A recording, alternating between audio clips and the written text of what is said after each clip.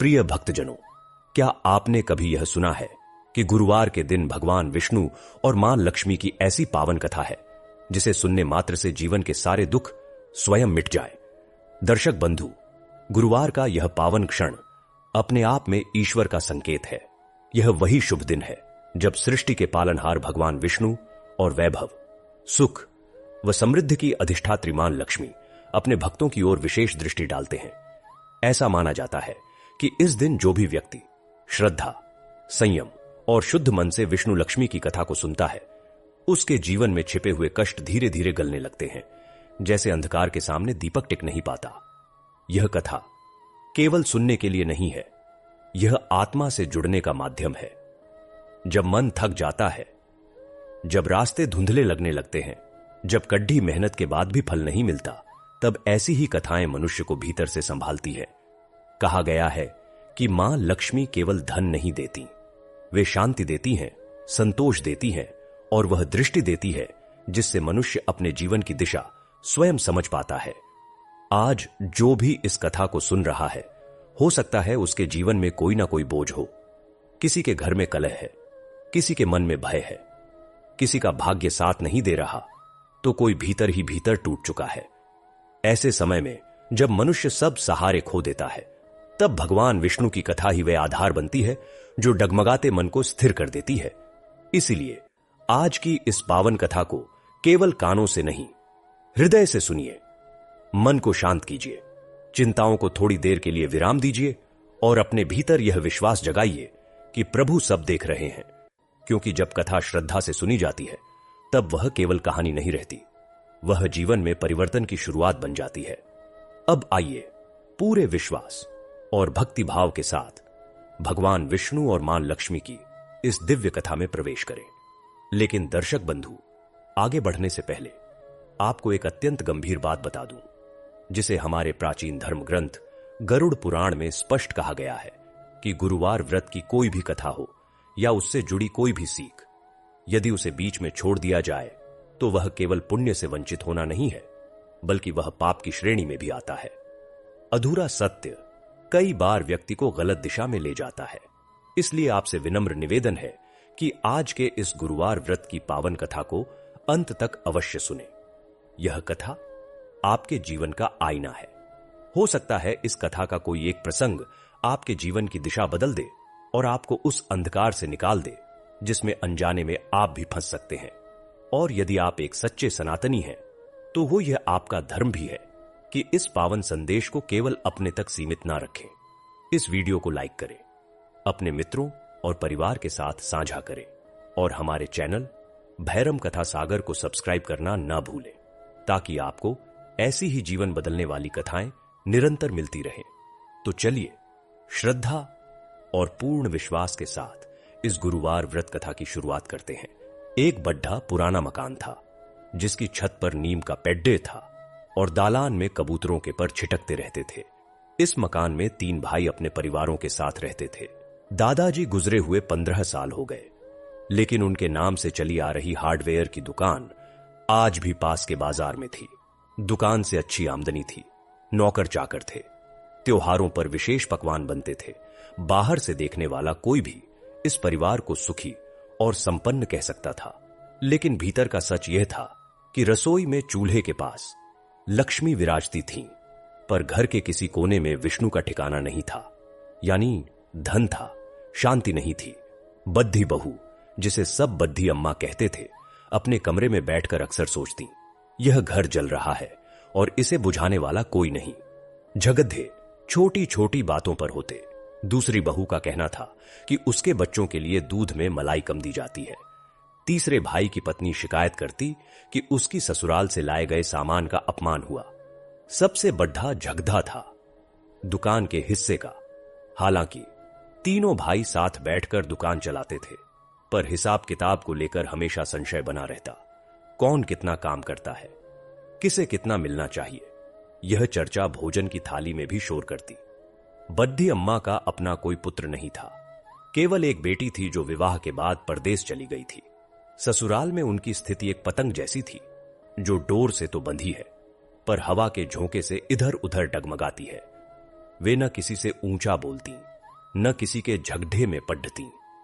चुपचाप अपने कमरे में पूजा करती और बगीचे के फूलों को सींचा करती। इसी बगीचे में एक छोटा सा तुलसी का चबूतरा था, जिस पर वे प्रतिदिन दीपक जलाती। घर का माहौल दिन प्रतिदिन जहर की तरह फैल रहा था। बात बात पर दरवाजे जोर से बंद होने की आवाजें आती। किसी की हंसी अब गूंजती नहीं थी, सिर्फ शिकायतों की सरसराहट रहती। पड्ड होश ने भी धीरे धीरे आना जाना कम कर दिया था। इसी सन्नाटे और कटुता के बीच एक दिन बद्धी अम्मा के मन में एक बात ने जन्म लिया। उन्होंने सोचा, यदि लक्ष्मी की कृपा चाहिए तो पहले स्वयं लक्ष्मी बनना होगा। धन बांटने से नहीं बढ़ता, प्रेम बांटने से बढ़ता है। उन्होंने महालक्ष्मी व्रत का संकल्प लिया। यह व्रत केवल उपवास और पूजा का नहीं था। उन्होंने एक और प्रण जोड़ा, मौन रहकर केवल मीठा बोलना। कोई कुछ भी कहे, वे केवल वही कहेंगी जिससे किसी का मन न दुखे। इस संकल्प के साथ उन्होंने अगले दिन से व्रत आरंभ कर दिया। घर वालों को पता भी नहीं चला कि कोई नया व्रत शुरू हुआ है, क्योंकि बड्ढी अम्मा ने किसी से कुछ कहा नहीं था। उन्होंने अपनी चुप्पी को ही अपनी तपस्या बना लिया। बद्धी अम्मा ने व्रत के पहले दिन सुबह स्नान करके साधी पहनी और तुलसी के पास बैठकर महालक्ष्मी का ध्यान किया। उन्होंने मन ही मन ठान लिया कि आज से घर में कलह के जवाब में सिर्फ शांति देंगी। व्रत का यह नियम साधारण नहीं था, क्योंकि घर में कलह के लिए हर पल कोई ना कोई बहाना मौजूद रहता। उसी दिन दोपहर को दूसरी बहू ने आकर कहा कि बड्ढी, अम्मा के कमरे का पंखा ज्यादा देर चलता है, जबकि बिजली का बिल बराबर बढ़ता है। पहले ऐसी बात सुनते ही बड्ढी अम्मा के चेहरे पर हल्की झुंझलाहट आ जाती, लेकिन आज उन्होंने मुस्कुराकर कहा, हां बहू, तुम ठीक कहती हो, मैं ध्यान रखूंगी। दूसरी बहू को यह उत्तर सुनकर अजीब लगा। उसे लगा जैसे बड्ढी अम्मा ने उसकी बात सच में सुन ली हो, न कि टाल दी हो। उस दिन रात के भोजन में जब तीसरी बहू ने शिकायत की कि दाल में नमक कम है, तो बद्धी अम्मा ने तुरंत कहा, लाओ, मैं थोड़ा सा और डाल देती हूं। उन्होंने अपने हाथ से दाल में नमक मिलाया और थाली आगे बढ़ा दी।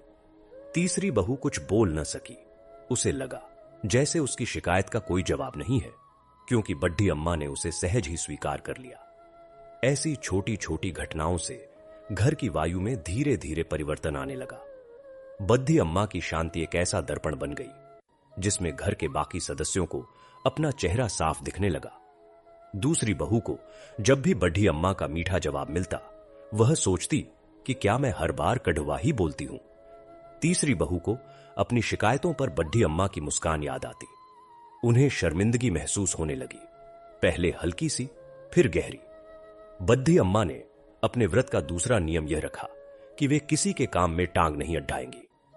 अगर रसोई में कोई कम नमक हो या ज्यादा मिर्च, तो वे चुपचाप खा लेंगी।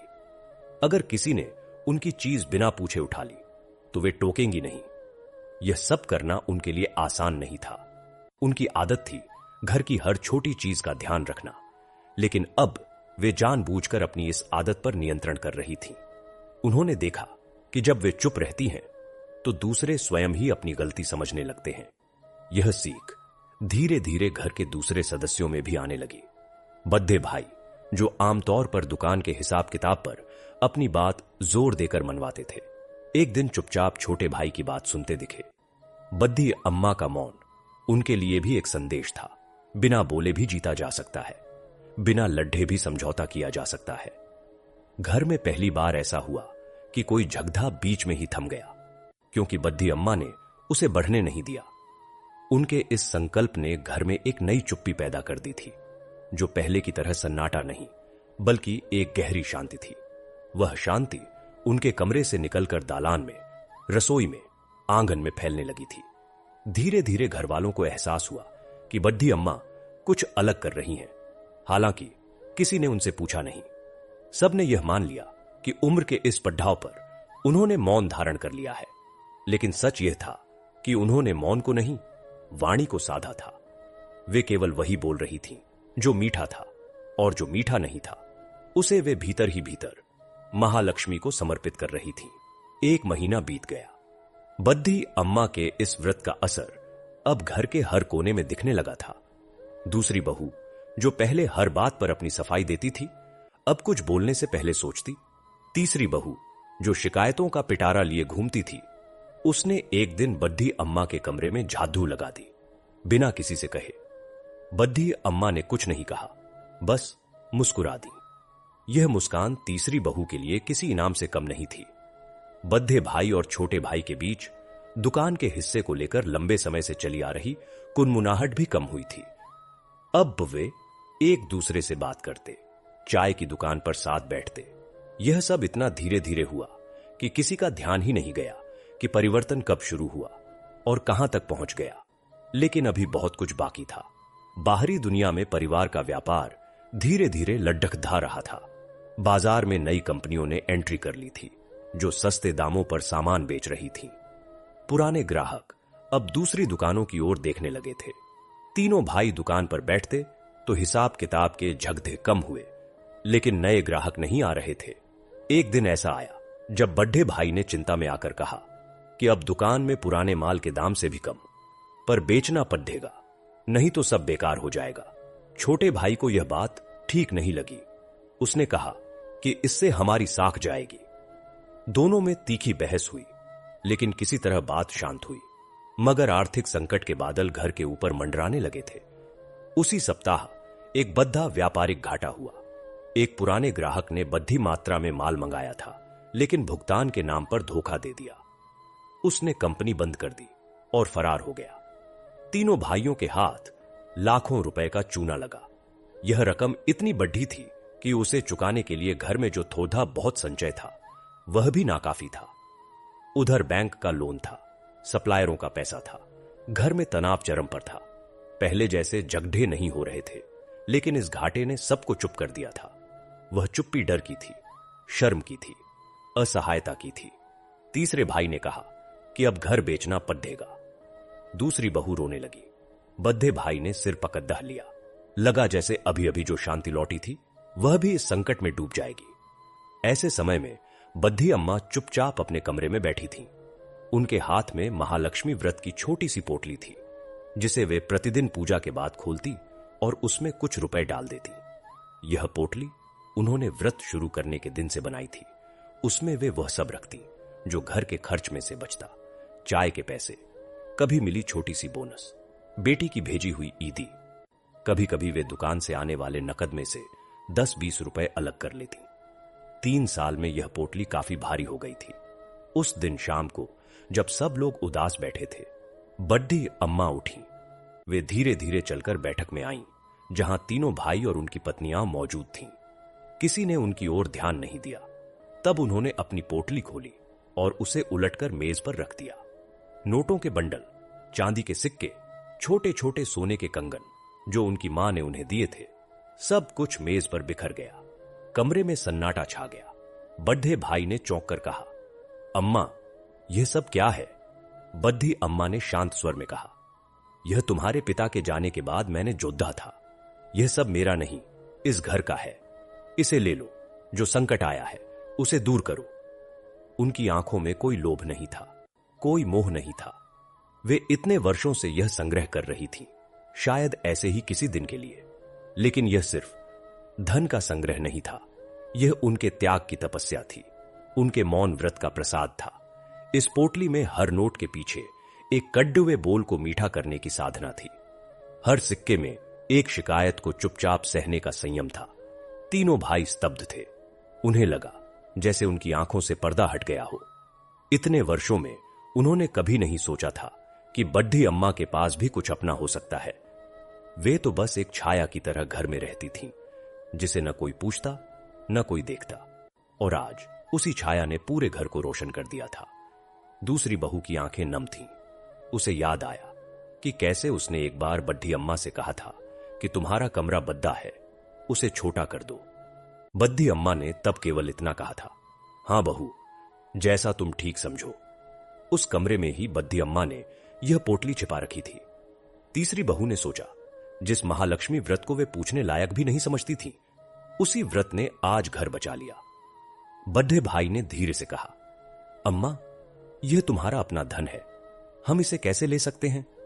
बद्धी अम्मा ने मुस्कुराते हुए कहा, बेटा, अपना और पराया तभी तक है जब तक मैं और तुम अलग अलग हों।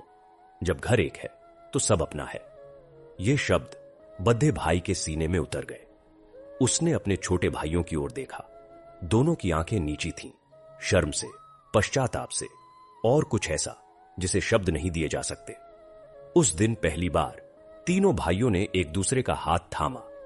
उन्होंने तय किया कि यह धन वे कर्ज चुकाने में लगाएंगे, लेकिन इससे भी बड़ा कर्ज जो अम्मा के त्याग का है, उसे वे जीवन भर नहीं चुका सकते। बद्धी अम्मा ने कुछ नहीं कहा। वे चुपचाप अपने कमरे की ओर चल दी।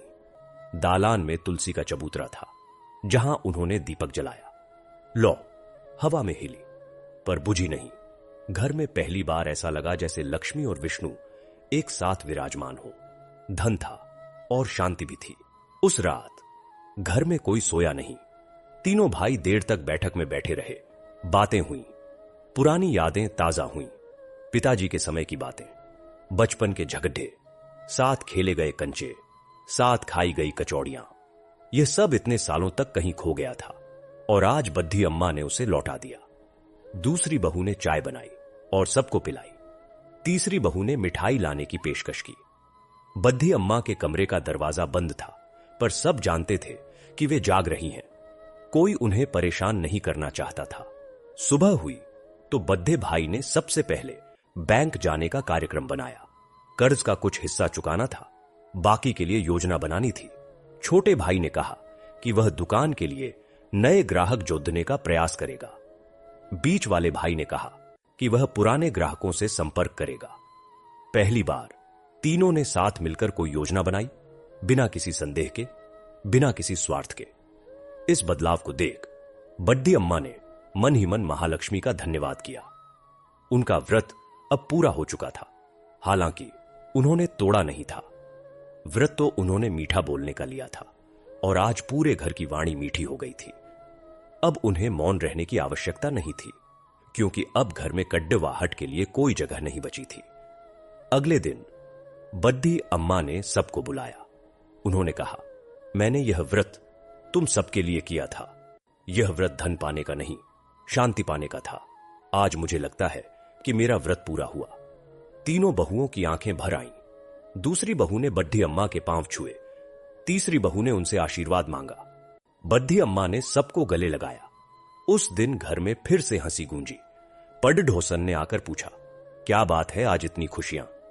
तो बद्धी अम्मा ने कहा, लक्ष्मी जी घर आ गई हैं। पढ़ोसन ने सोचा, शायद दुकान में कोई नया सौदा हुआ है, लेकिन सच यह था कि लक्ष्मी तो यहां पहले से थी। आज विष्णु भी आ गए थे। शांति के बिना धन अधूरा है और धन के बिना शांति कठिन है। यही महालक्ष्मी व्रत का सच्चा संदेश था। और इस संदेश को साकार किया था एक बुजुर्ग महिला ने, जिसके पास न कोई संपत्ति थी, न कोई अधिकार। उसके पास केवल एक था, त्याग करने का साहस। उसी साहस ने इस परिवार को नई दिशा दी। उसी त्याग ने इस घर में फिर से लक्ष्मी और विष्णु को एक साथ बसाया। अब यह घर सिरनय मकान नहीं था, यह एक परिवार था। तीनों भाइयों ने बड़ी अम्मा के सामने ही यह प्रण किया कि अब से वे अलग अलग नहीं, बल्कि एक इकाई की तरह सोचेंगे और काम करेंगे। बड़े भाई ने कहा कि दुकान का हिसाब किताब अब पारदर्शी रखा जाएगा और हर माह की आय व्यय का ब्यौरा सबके सामने रखा जाएगा। छोटे भाई ने कहा कि वह दुकान के विस्तार के लिए नए विचार लाएगा। बीच वाले भाई ने जिम्मेदारी ली कि वह पुराने ग्राहकों से संपर्क बनाए रखेगा। यह सुनकर बड़ी अम्मा की आंखों में चमक आ गई। उन्होंने देखा कि जिस धन को लेकर कभी घर में खून खराबा होने की नौबत आ जाती थी, आज वही धन एकता का सूत्र बन गया है। उनके त्याग ने केवल आर्थिक संकट नहीं सुलझाया, बल्कि उस मानसिक दीवार को भी तोड़ दिया जो वर्षों से भाइयों के बीच खड़ी थी। अब वे एक दूसरे से बात करते तो उनकी आवाज में वह कड़वाहट नहीं रह गई थी जो पहले हर शब्द में घुली रहती थी। धीरे धीरे यह बदलाव घर की बहुओं में भी दिखने लगा। दूसरी बहू, जो कभी हर बात पर अपने हिस्से का रोना रोती थी, अब रसोई में तीसरी बहू का हाथ बटाती। तीसरी बहू, जो हमेशा यह शिकायत करती कि उसकी ससुराल से आई चीजों की कद्र नहीं होती, अब वही चीजें बांटने लगी। एक दिन उसने अपनी मायके से आया विशेष मसाला दूसरी बहू को देते हुए कहा, भाभी, इसे इस्तेमाल करो, दाल में बहुत स्वाद आता है। दूसरी बहू ने वह मसाला लिया और मुस्कुरा दी। यह छोटी सी घटना बता रही थी कि घर का माहौल कितना बदल चुका है। बड़ी अम्मा ने यह सब देखा और मन ही मन महालक्ष्मी का स्मरण किया। उन्हें लगा जैसे उनका व्रत अब फलित हो रहा है। उन्होंने व्रत तो केवल मीठा बोलने का लिया था, लेकिन उस व्रत का प्रभाव इतना गहरा था कि उसने पूरे घर की वाणी और व्यवहार को बदल दिया। अब घर में कोई भी बिना सोचे समझे कड़वा नहीं बोलता था। हर शब्द के पीछे एक संयम था, एक शालीनता थी। यह वही परिवार था जहां कभी रोटी की तासीर को लेकर झगड़े होते थे। आज उसी रसोई में तीनों बहुएं साथ बैठकर पूड़ियां बेल रही थीं। लेकिन परिवर्तन की यह यात्रा इतनी आसान नहीं थी। पुरानी आदतें और पुराने संस्कार एक दिन में नहीं बदलते। कभी कभी बात बढ़ने को होती तो कोई ना कोई सदस्य बीच में आकर उसे शांत कर देता। यह भूमिका अब केवल बड़ी अम्मा की नहीं रह गई थी। अब घर का हर व्यक्ति इस शांति का संरक्षक बन चुका था। एक शाम छोटे भाई की पत्नी ने अनजाने में कुछ ऐसा कह दिया जिससे दूसरी बहू को बुरा लग गया। पहले का माहौल होता तो यह बात झगड़े में बदल जाती, लेकिन उस दिन दूसरी बहू ने गहरी सांस ली और चुप रही। थोड़ी देर बाद छोटी बहू स्वयं उसके पास आई और बोली, भाभी, मैंने गलत कह दिया, माफ कर दो। दूसरी बहू ने बिना किसी झिझक के उसे गले लगा लिया। बड़ी अम्मा ने यह दृश्य दालान में खड़े खड़े देखा। उनकी आंखें नम थीं। उन्हें लगा जैसे आज उनका व्रत सच्चे अर्थों में पूरा हुआ। उन्होंने महालक्ष्मी से जो मांगा था वह उन्हें मिल गया था। अब उनके मौन की आवश्यकता नहीं थी। अब पूरा घर ही मीठा बोलने लगा था। उन्होंने उस दिन व्रत खोलने का निश्चय किया। लेकिन व्रत खोलने से पहले वे एक बार फिर तुलसी के पास बैठी और महालक्ष्मी का ध्यान किया। उन्होंने मन ही मन कहा, हे मां, मैंने तुम्हें पाने के लिए यह व्रत नहीं किया था। मैंने तो इस घर में शांति पाने के लिए यह व्रत किया था। आज वह शांति मुझे मिल गई है। अब मैं तुम्हारे इस व्रत को तोड़ती हूं, लेकिन इसे तोड़ते हुए भी मैं यह प्रण लेती हूं कि जीवन भर मीठा ही बोलूंगी। उन्होंने तुलसी को जल चढ़ाया और प्रसाद ग्रहण किया। वह प्रसाद उन्होंने सब में बांटा। तीनों बहुओं ने वह प्रसाद हाथों हाथ लिया और अपने अपने पतियों को भी दिया। उस दिन घर में ऐसा लगा जैसे कोई बड़ा त्योहार हो। कोई ढोल नगाड़े नहीं बजे, कोई आतिशबाजी नहीं हुई, लेकिन हर चेहरे पर एक अपूर्व शांति थी, एक अद्भुत संतोष था। बड़ी अम्मा ने देखा कि उनका व्रत तो खत्म हो गया, लेकिन व्रत का प्रभाव अब स्थायी हो चुका था। अब घर में लक्ष्मी का वास तो पहले की तरह था, लेकिन अब विष्णु भी विराजमान थे। शांति के बिना धन अधूरा है और धन के बिना शांति असंभव। यह सूत्र अब इस परिवार के हर सदस्य की समझ में आ चुका था। व्यापारिक घाटे का संकट धीरे धीरे कम होने लगा था। बड़ी अम्मा की बचत ने उस संकट को तत्काल तो टाल ही दिया था, साथ ही भाइयों ने मिलकर जो योजना बनाई थी उससे दुकान में फिर से ग्राहक आने लगे थे। छोटे भाई ने ऑनलाइन ऑर्डर की सुविधा शुरू की। बीच वाले भाई ने पुराने ग्राहकों को फोन करके विशेष छूट का प्रस्ताव दिया और बड़े भाई ने हिसाब किताब इतना पारदर्शी कर दिया कि अब किसी को कोई संदेह नहीं रह गया था। तीनों भाइयों ने यह भी तय किया कि अब से वे अपनी आय का एक हिस्सा बड़ी अम्मा के नाम से एक अलग खाते में जमा करेंगे, जिसे परिवार के किसी भी आपातकाल में इस्तेमाल किया जा सके। बड़ी अम्मा ने यह सुना तो उनकी आंखें भर आईं।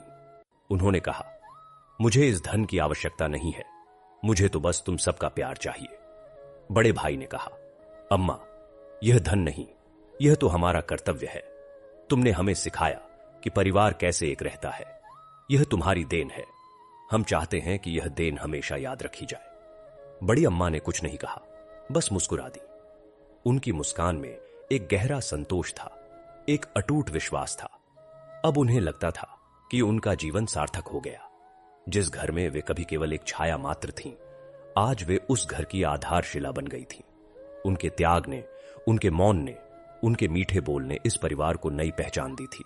यह पहचान धन से नहीं, शांति से बनी थी, और यह शांति अब इस घर की दहलीज से बाहर भी फैलने लगी थी। पड़ोस के लोग अब इस घर को देखकर कहते, यह वही घर है जहां कभी झगड़े होते थे। आज तो यहां इतनी शांति है, लगता है मंदिर में आ गए हों। बड़ी अम्मा यह सुनकर मुस्कुराती और तुलसी के चबूतरे पर जाकर दीपक जला देती। वह दीपक अब केवल पूजा का प्रतीक नहीं था, वह इस घर की शांति का प्रतीक था। समय बीतता गया और बड़ी अम्मा के व्रत का प्रभाव घर की चार दीवारी से बाहर निकलकर आस पड़ोस में भी फैलने लगा। जो लोग कभी इस घर के झगड़ों की कहानियां सुनाकर अपना मनोरंजन करते थे, वे अब इस घर की शांति और एकता की मिसाल देने लगे। पड़ोस की एक बुजुर्ग महिला, जिसके अपने घर में बहुओं से अनबन चल रही थी, एक दिन बड़ी अम्मा के पास आई। वह बोली, तुमने यह कैसे कर दिखाया? मेरे घर में तो लक्ष्मी है, लेकिन शांति का नाम नहीं। तुमने यह व्रत कैसे किया, मुझे भी बताओ। बड़ी अम्मा ने उसे अपने पास बिठाया और धीरे धीरे समझाया। उन्होंने कहा कि यह व्रत कोई जादू नहीं है, यह तो केवल अपने आप को बदलने की कला है। उन्होंने कहा, बहन, जब हम दूसरों से शांति की मांग करते हैं तो वह नहीं मिलती। जब हम स्वयं शांति बन जाते हैं तो वह अपने आप चारों ओर फैल जाती है। इस सरल उपदेश ने उस बुजुर्ग महिला के मन में गहरा असर किया। उसने भी महालक्ष्मी व्रत करने का निश्चय किया, लेकिन बड़ी अम्मा ने उसे समझाया कि व्रत का नियम कोई एक नहीं होता। तुम अपनी शक्ति के अनुसार, अपनी परिस्थिति के अनुसार कोई भी संकल्प ले सकती हो। महत्वपूर्ण यह नहीं है कि तुम क्या व्रत लेती हो, महत्वपूर्ण यह है कि तुम उसे कितनी श्रद्धा और निष्ठा से निभाती हो। यह बात फिर फिर कर पूरे मोहल्ले में फैल गई। धीरे धीरे आसपास की औरतें बड़ी अम्मा से सलाह लेने आने लगीं। कोई सास थी जो बहू से परेशान थी, कोई बहू थी जो सास की शिकायतों से दुखी थी, कोई बहन थी जो भाइयों के बीच बंटवारे की बात सुनकर मर्माहत थी। बड़ी अम्मा सबको धैर्यपूर्वक सुनती और फिर धीरे धीरे समझाती। वे कभी किसी को दोष नहीं देती, कभी किसी की निंदा नहीं करती। वे केवल अपना अनुभव सुनाती और कहती, मैंने भी यही किया था, तुम भी कर सकती हो। उनका यह सरल विश्वास दूसरों में भी आत्मविश्वास भर देता। एक दिन उनके पास एक युवती आई, जिसकी शादी हुए केवल 2 वर्ष हुए थे और वह अपने पति के परिवार में बहुत दुखी थी। वह रोते हुए बोली, अम्मा, मैं हर दिन महालक्ष्मी की पूजा करती हूं, लेकिन मेरे घर में सुख शांति नहीं आती। क्या मेरी पूजा में कोई कमी है? बड़ी अम्मा ने उसकी ओर स्नेह से देखा और कहा, बेटी, पूजा में कोई कमी नहीं है। पूजा तो केवल एक माध्यम है। असली बदलाव तो हमें अपने भीतर लाना होता है।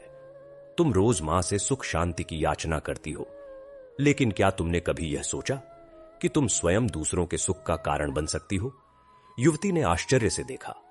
बड़ी अम्मा ने आगे कहा, जब तुम यह सोचोगी कि सब मुझे सुख दें तो दुख ही मिलेगा, लेकिन जब तुम यह सोचोगी कि मैं सबको सुख दूं तो सुख तुम्हारे पीछे पीछे आएगा। यही महालक्ष्मी व्रत का सार है। उस युवती ने यह बात मन में उतार ली। उसने अगले दिन से अपनी सास के काम में हाथ बटाना शुरू कर दिया, अपनी ननद के लिए मीठा बनाकर रखा और अपने पति से कम शिकायतें करने लगी। धीरे धीरे उसके घर का माहौल बदलने लगा। यह सुनकर बड़ी अम्मा को बहुत संतोष हुआ। उन्हें लगा जैसे उनका व्रत अब केवल उनके घर तक सीमित नहीं है, बल्कि यह एक लहर की तरह चारों ओर फैल रहा है। इसी बीच घर में एक और शुभ समाचार आया। बड़ी अम्मा की बेटी, जो विवाह के बाद दूर शहर चली गई थी, उसने फोन किया कि वह कुछ दिनों के लिए मायके आ रही है। यह सुनकर बड़ी अम्मा की खुशी का ठिकाना न रहा। उनकी बेटी को इस घर के कलह के कारण हमेशा दुख रहता था। जब भी वह आती, झगड़ों के बीच में उसकी मां की चुप्पी देखकर उसका दिल टूट जाता था। वह चाहकर भी कुछ नहीं कर पाती थी। लेकिन इस बार जब वह आई तो उसने घर को बिल्कुल बदला हुआ पाया। जहां कभी तनातनी होती थी, वहां अब हंसी ठिठोली थी। जहां कभी शिकायतों का शोर था, वहां अब प्रेम की फुहार थी। उसने अपनी मां को देखा। वे पहले से अधिक शांत और गरिमामय लग रही थीं। उनके चेहरे पर वह चिंता की रेखाएं नहीं थीं, जो कभी उनके माथे पर स्थायी रूप से बस गई थी। बेटी ने पूछा, मां, यह सब कैसे हुआ? बड़ी अम्मा ने मुस्कुराकर कहा, बस मैंने मां से यही मांगा था कि मेरे घर में शांति हो, और मां ने सुन लिया। बेटी ने अपनी मां के पैर छुए। उसे लगा जैसे उसकी मां कोई साधारण महिला नहीं, बल्कि एक तपस्विनी है, जिन्होंने अपनी तपस्या के बल पर पूरे घर को बदल दिया। उस दिन बेटी ने तीनों भाइयों और उनकी पत्नियों के साथ मिलकर रात का भोजन बनाया। सबने साथ बैठकर खाना खाया। बड़ी अम्मा ने अपने हाथों से सबको परोसा। वह दृश्य देखकर किसी को विश्वास नहीं होता कि यह वही घर है जहां कभी रोटी सेकने के क्रम को लेकर झगड़े होते थे। बेटी जब वापस जाने लगी तो उसकी आंखें नम थीं, लेकिन यह आंसू दुख के नहीं, सुख के थे। वह जानती थी कि अब वह